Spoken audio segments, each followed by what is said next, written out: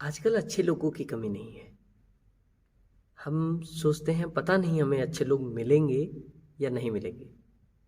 जब हम यह सोचते हैं कि हमें अच्छे लोग मिलेंगे या नहीं मिलेंगे, उसी समय यह प्रकृति ऐसा विधान कर लेती है कि आपको स्वतः ही नकारात्मक लोग मिलने लगेंगे। इसीलिए सब कुछ सोचने की ही प्रक्रिया पर निर्भर करता है। सब कुछ आपकी थिंकिंग की प्रक्रिया पर निर्भर। यह भी सोचते हैं कि अरे मेरे सोचने से ही क्या संसार बदल जाएगा। आपके सोचने से आपका संसार बदल जाएगा। इस प्रकृति की सबसे अच्छी बात यह है कि आप जैसा सोचते हो वैसा या तथास्तु कर देती है। आप सकारात्मक सोचोगे तो आपको सकारात्मक देगी, आप नकारात्मक सोचोगे तो आपको नकारात्मक मिलेगा। हम जैसा सोचने लगते हैं वैसा ही हमारे आसपास, परिवार, समाज में हमें रिस्पॉन्स मिलने लगता है। As we think as we get response. जैसा आप सोचते हैं वैसा है आपको रिस्पॉन्स मिलने लगता है। उदाहरण के तौर पर कोई व्यक्ति कहता है कि मैं अपने जीवन में बहुत अच्छा कर रहा हूँ, मैं बहुत आगे बढ़ रहा हूँ, मैं उन्नतशील हो रहा हूँ, तो निश्चित ही वह अपने जीवन में बहुत आगे बढ़ेगा।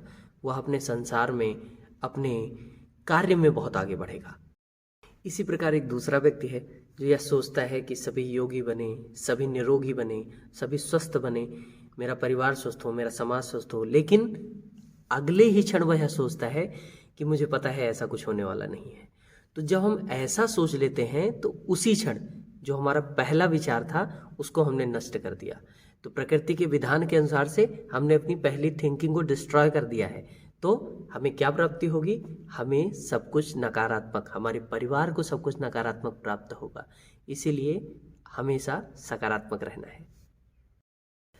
अब हमारे सामने समस्या यह उठ के आती है कि हम कैसे इस ओवर थिंकिंग को कम करें, कैसे इस ओवर थिंकिंग से अपने आप को उभारें। तो इसके लिए अनेक चीज़ें बताई गई हैं। जैसे अगर हम योग की भाषा में इसे बोलें तो इसे चित्त की वृत्तियाँ बोली जाती हैं। चित्त की, अब हम सोचेंगे चित्त की वृत्तियाँ तो दो प्रकार की होती हैं।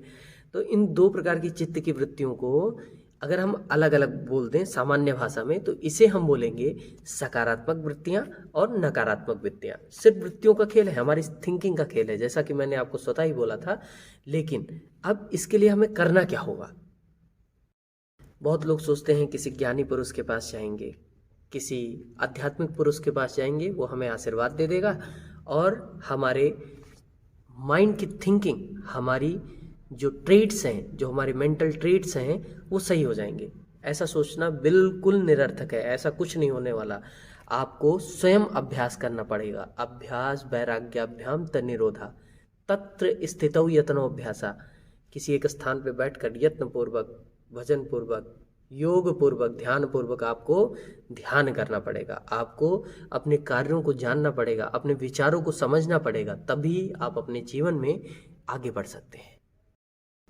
आप खुश रहते हैं, आपको पता नहीं है। जब हम निद्रा की अवस्था में होते हैं तो हम लाभ, हानि, जय, पराजय, इन सभी अवस्थाओं से अलग हो जाते हैं, क्योंकि हम शुद्ध हो जाते हैं। हमारी थिंकिंग शुद्ध हो जाती है। हमारी जो ओवर थिंकिंग है वो खत्म हो जाती है। तो उस समय हम पूर्ण रूप से, जब सुसुप्ति की अवस्था होती है, तो अपने आप को हम बहुत खुश महसूस करते हैं। हम अपने आप को आनंदित महसूस करते हैं। 24 घंटे में कभी ना कभी एक बार आपके जीवन में वह क्षण आपको प्राप्त होता है। बस उसी क्षण को पकड़ने की ज़रूरत है, उसी सोच को पकड़ने की ज़रूरत है।